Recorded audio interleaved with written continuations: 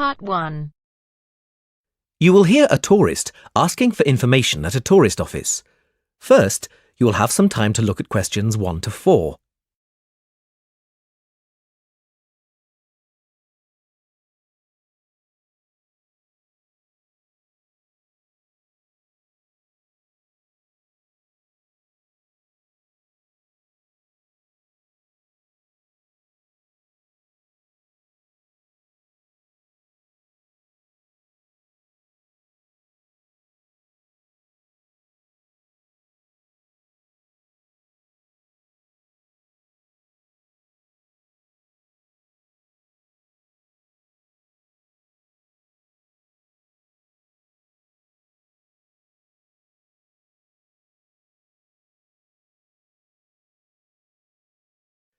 Now we shall begin.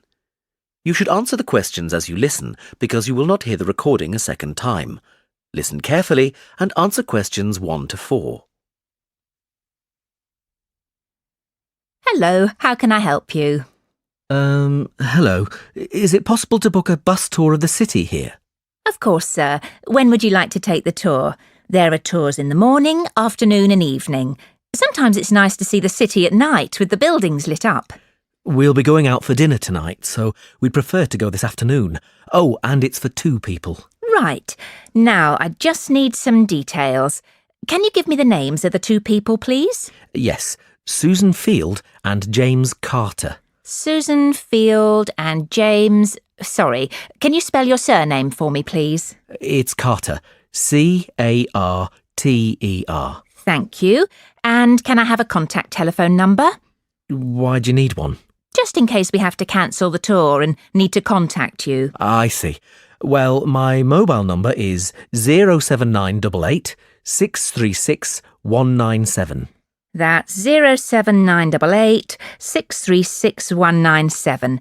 Now, can you also tell me which hotel you're staying at? The Crest Hotel. Oh, no, sorry. That's the hotel we're staying in next week.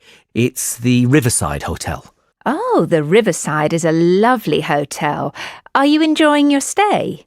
Yes, we are, very much. We'd definitely recommend it to others. Oh, I am glad. Now, I can book you on the tour at 4 p.m. Would that suit you? Alternatively, there is one at 2. 2 would be better for us, please. Right. That's booked for you, sir. 2 people at 2 p.m. today, August the 14th. You pay the bus driver when you get on, and it's £4 per person. Thank you very much. Before you hear the rest of the conversation, you have some time to look at questions 5 to 10.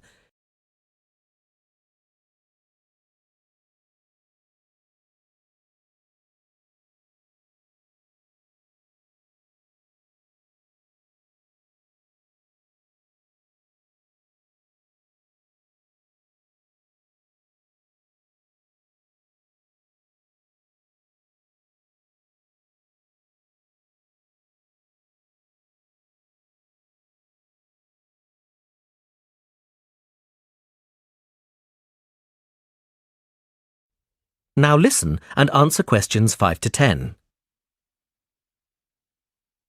Can I also ask you about the museum in the main square? I was reading about it in my guidebook and was shocked to see that the entrance price is £10. Why does it cost so much? Well, the museum has the largest collection of Latin American art in Europe. People come from all over the world to see it.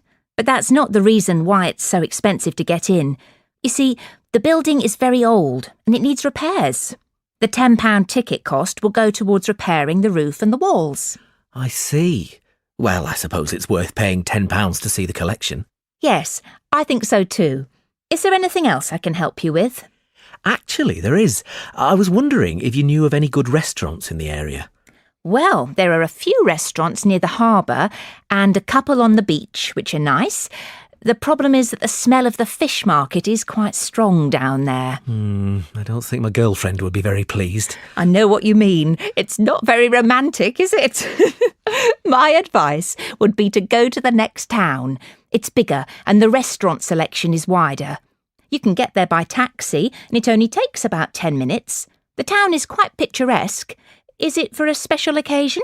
Yes, it's my girlfriend's birthday, so I'd like to go somewhere special. Do you know any of these restaurants well enough to tell me about them? Well, I know about a few of them, and there are pictures in this leaflet here. Oh, this one here is lovely, the Bellevue, and it's extremely popular. It has a famous chef, so it's not cheap, but the standard of the food is very high. It's right by the sea, and there are wonderful views if you get a good table. Then there's the Lighthouse Cafe, you can see the picture here, which isn't really a cafe at all. In fact, it's a great restaurant, and a lot of TV celebrities and actors eat there. The place has been going for over 100 years. It's quite an institution around here. I'm not sure about those two. They sound too expensive to me. I was thinking of somewhere small, not too upmarket, but with good food. In that case, what about Harvey's? The same family has run this restaurant for over a century, and it's reasonably priced and really popular with local people. Oh, and there's another family-run restaurant, Stonecroft House. New owners took over a month ago, and they're getting good reviews. There's a new chef there, and the food is meant to be very good. This leaflet has the contact details for all the restaurants, so you can just call them if you'd like to book a table. Great, thanks. You've been very helpful.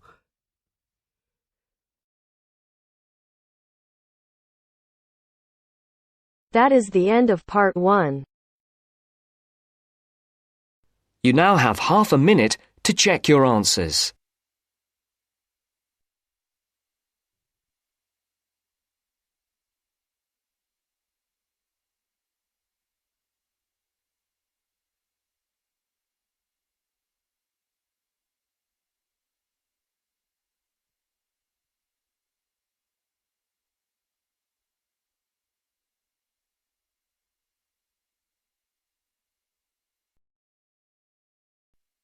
Now turns to part 2. Part 2. You will hear a talk on New Zealand radio about an art sale which is being held to raise money for charity. First, you have some time to look at questions 11 to 13.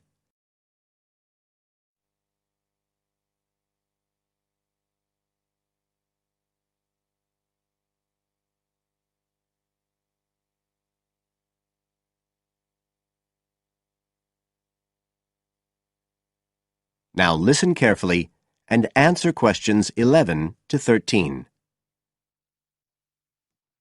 One of the most anticipated art events in Christchurch is the charity art sale organised this year by Neil Curtis. Neil, tell us all about it. Well, Diane, this looks like being the biggest art sale yet. And the best thing about it is that the money raised will all go to charity. So what you probably want to know first is where it is. Well, the pictures will be on view all this week, most of them at the Star Gallery in the shopping mall. But we have so many pictures this year that we're also showing some in the cafe next door.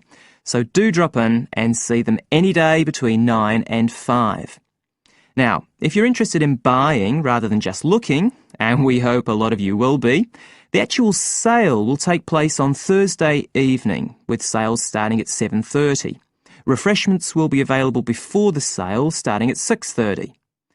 We've got about 50 works by local artists showing a huge range of styles and media, and in a minute I'll tell you about some of them. You're probably also interested in what's going to happen to your money once you've handed it over. Well, all proceeds will go to support children who are disabled, both here in New Zealand and also in other countries. So you can find an original painting, support local talent, and help these children all at the same time.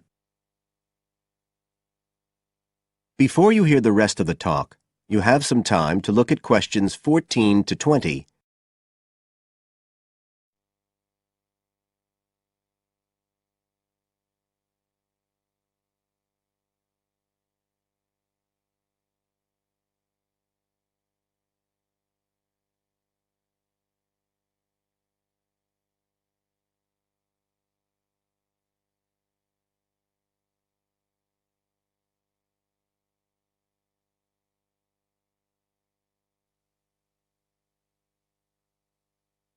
Now listen and answer questions 14 to 20. Now, let me tell you a bit about some of the artists who have kindly agreed to donate their pictures to the charity art sale. One of them is Don Studley, who has a special interest in the art sale because his 5-year-old daughter was born with a serious back problem.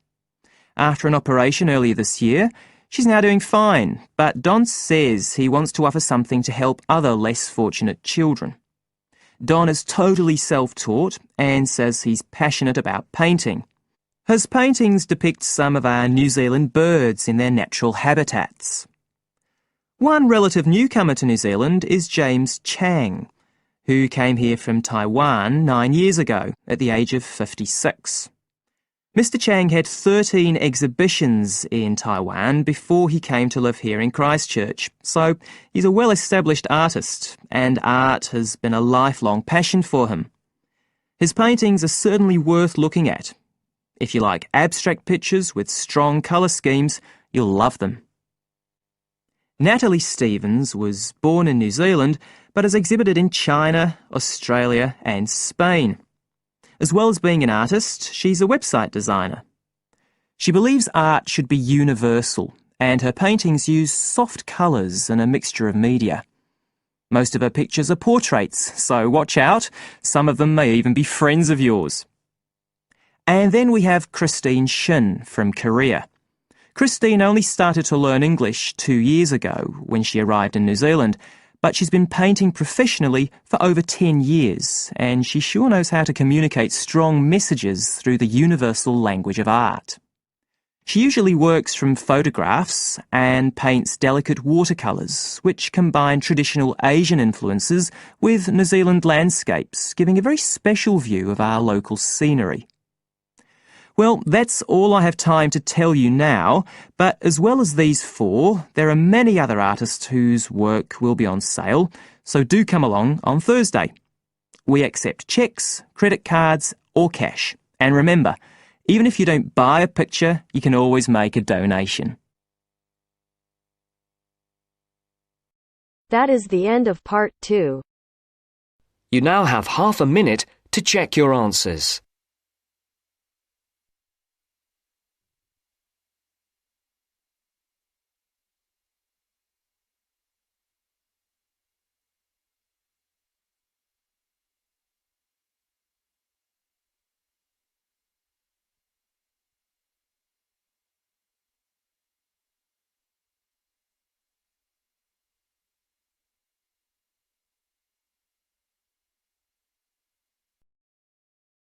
Now turns to part 3. Part 3. You will hear the general manager of a golf club talking to some people who would like to become members.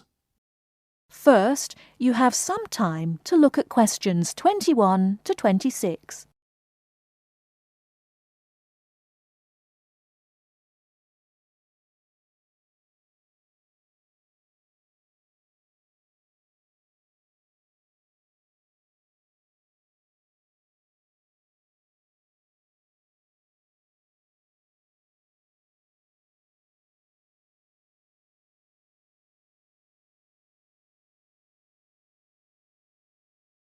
Now listen carefully and answer questions 21 to 26.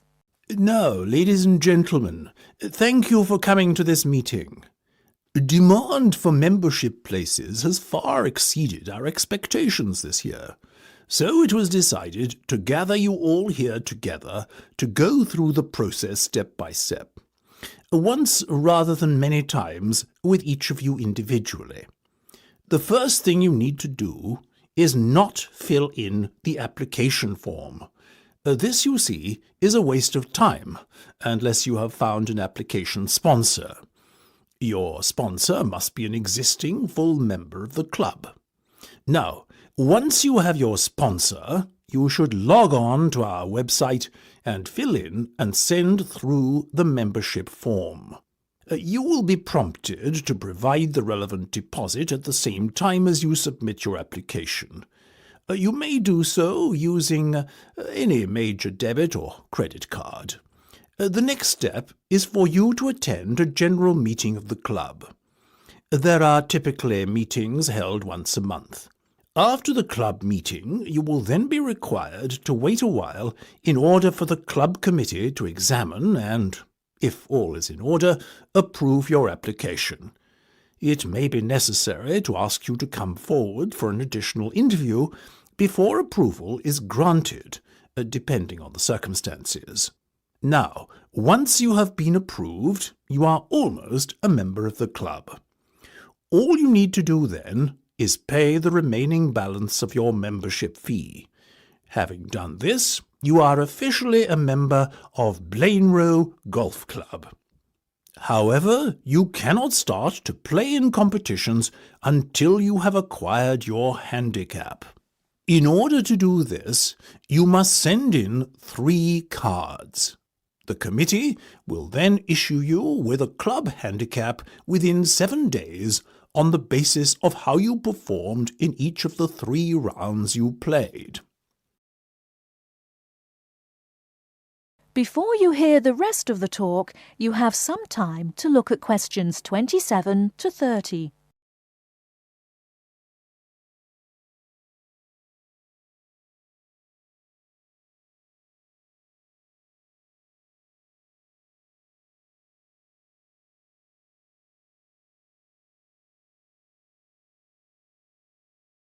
Now listen and answer questions 27 to 30. Now, I won't spend much more than a few minutes on this, but let's go through the different membership types quickly now. Remember, all the information I'm about to give you and more is available on our website. The first category is Full Ordinary Member. Basically, this is a full membership that gives you full playing rights during competitions, and for casual golf as well. It costs £10,000 to become a full member, or alternatively, 4 instalments of £2,500. Our next category is Associate. This is for a golfer who is already a member of a club but wants to join ours too, while keeping his existing club as his main club. You have the same rights as a full member, but the cost is £9,000. I must remind you that there is a limited number of memberships of this kind available. 5-day members pay £5,000 to join, and this payment can be put towards becoming a full member at a later date if you would like to upgrade your membership status. You enjoy full playing rights during casual play and can play in all weekday competitions. However, you cannot enter competitions at the weekend. Intermediate membership is open to golfers under the age of 25 and costs £1,800, as do the other remaining membership types: junior, senior, and overseas. If you are an intermediate member, you too have full playing rights for casual play. However, you can only play in competition if a full member of the club invites you to join him. Junior members are aged between 12 and 18. They enjoy restricted playing rights in casual playing time and are only allowed to play on Monday and Wednesday mornings. They can occasionally play in competitions, but the opportunities to play in this format are severely restricted. Senior members enjoy full rights at all times, and overseas members can play on the course casually at any time, and can enter competitions if invited to do so by a full member of the club.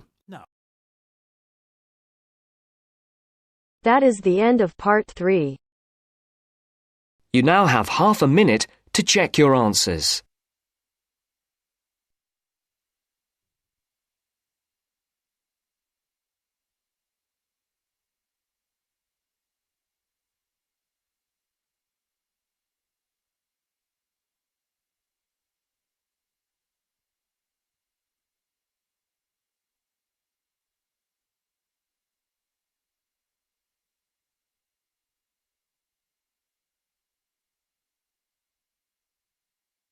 Now turns to Part 4. Part 4. We'll hear a psychology undergraduate describing the research she is currently doing on expertise in creative writing. First, you have some time to look at questions 31 to 40.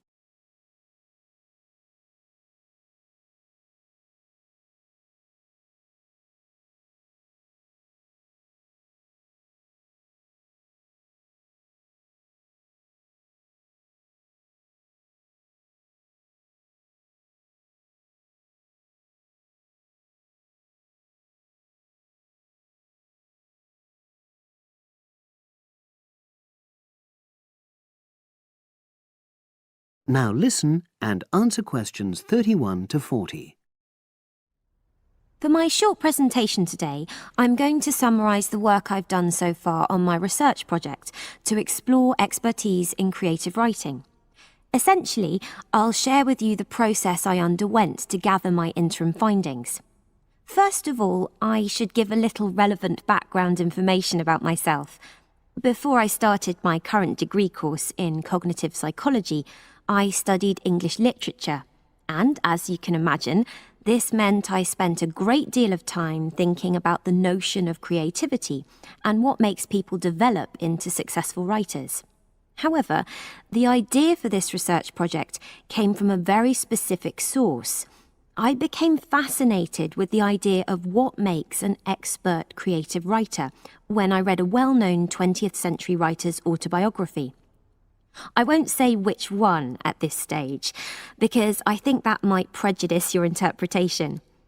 Anyway, this got me thinking about the different routes to expertise.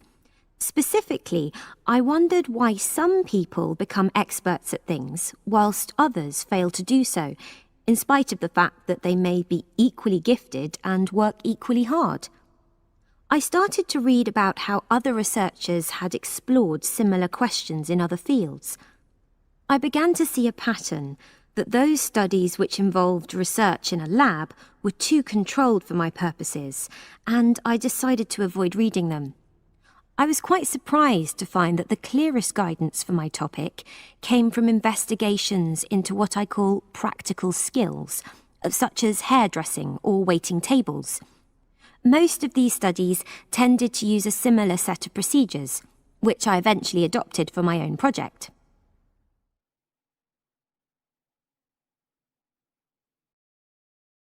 I'll now explain what these procedures were. I decided to compare what inexperienced writers do with what experienced writers do. In order to investigate this, I looked for 4 people whom I regarded as real novices in this field, which proved easy, perhaps unsurprisingly. It proved much harder to locate people with suitably extensive experience who were willing to take part in my study.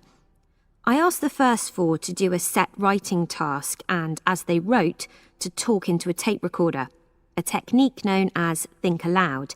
This was in order to get experimental data. Whilst they were doing this, a research assistant recorded them using video. I thought it might be helpful for me in my transcriptions later on. I then asked 4 experienced writers to do exactly the same task. After this, I made a comparison between the 2 sets of data, and this helped me to produce a framework for analysis. In particular, I identified 5 major stages which all creative writers seem to go through when generating this genre of text. I think it was fairly effective, but still needs some work, so I intend to tighten this up later for use with subsequent datasets. I then wanted to see whether experienced writers were actually producing the better pieces of writing. So I asked an editor, an expert in reviewing creative writing, to decide which were the best pieces of writing. This person put the 8 pieces of work in order of quality, in rank order, and using his evaluations, I was then able to work out which sequence of the 5 stages seemed to lead to the best quality writing. Now, my findings are by no means conclusive at this point. I still have a long way to go, but if any of you have any questions, I'd be happy to answer them and go. That is the end of Part 4. You now have half a minute to check your answers.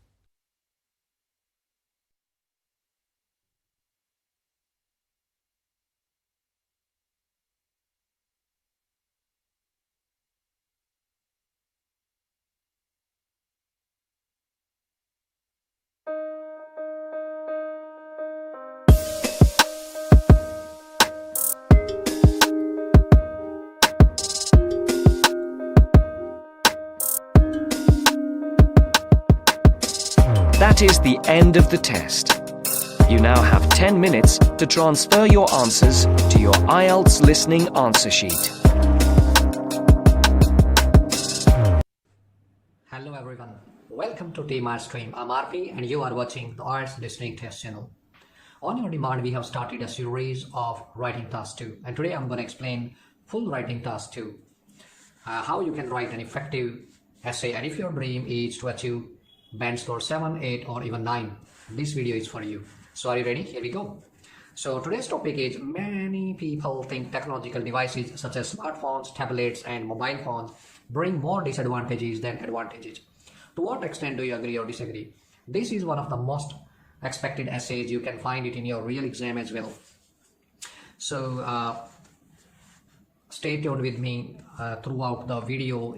Watch my full video and you will get to know how to write an effective essay, how to write a well-organized essay, how you can use different kind of vocabulary, a wide range of vocabulary, and you can get your desired score.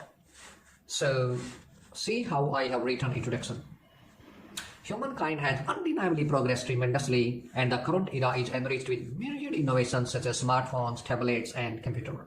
This is one of the nicest way to start your introduction, to start to write your general statement. Undeniably mean without a doubt, nice adverb to use. Progress tremendously mean progressed a lot, nice. And myriad innovations, myriad mean a lot of, in spite of lot of, you can use myriad innovations such as I have given smartphone, tablet and computer. A section of society opines that several drawbacks are associated with these technological gadgets. In my opinion, although these gadgets are convenient, yet they bring numerous disadvantages. So it's very easy to know that how I'm gonna explain my main body paragraph 1 and main body paragraph 2. So this is how I have written main body paragraph 1. On the one hand, the proponents hold the view that in this contemporary era, modern appliances, here I have written myriad innovation smartphone. So modern appliances play an indispensable role. Indispensable role mean essential role, mean very important role. To elaborate, in corona pandemic, smartphone facilitated students in continuing their studies. Facilitated mean helped them a lot to continue their studies without any hindrance, mean without any problem. In spite of this, one can easily get any information from mobile phones with just one click. Not only these gadgets help to broaden one's mental horizon, but also they put no extra burden on the user's pocket. Computers and tablets are without any doubt used in each and every sector, or almost every sector you can note down over here. Hence, no one can argue with the fact that these gadgets play a significant and massive role in human life. And these are the advantages of using mobile phone or these modern gadgets. On the other hand, it is perceptible that smartphones and computer put an adverse impact on health of people. Put an adverse impact mean put negative impact. Nice word, nice phrase, you can use it. Collocation, put an adverse impact. It is scientifically proven, especially for you, I have highlighted the main vocabulary so that it is easy for you to learn and memorize and use in your writing task too. So it is scientifically proven that spending too much time on watching cell phones can result in a weakening of eyesight. Nice can result in weakening of eyesight, mean your eyesight may become weak and weak day by day if you use a lot of mobile phone. As well as by continuously using mobile phones and tablet, a person is unable to devote, or you can write over here, unable to set aside. Set aside is nice phrasal verb. Set aside some time for physical exercise, thereby becoming lethargic and invite stress and fatigue. So it's a nice way to use complex sentence using thereby becoming lethargic mean lazy and invite stress and fatigue. Fatigue mean they get tired soon. Despite having catastrophic effect on health, catastrophic effect mean negative impression, negative effect. One can also lack social interaction.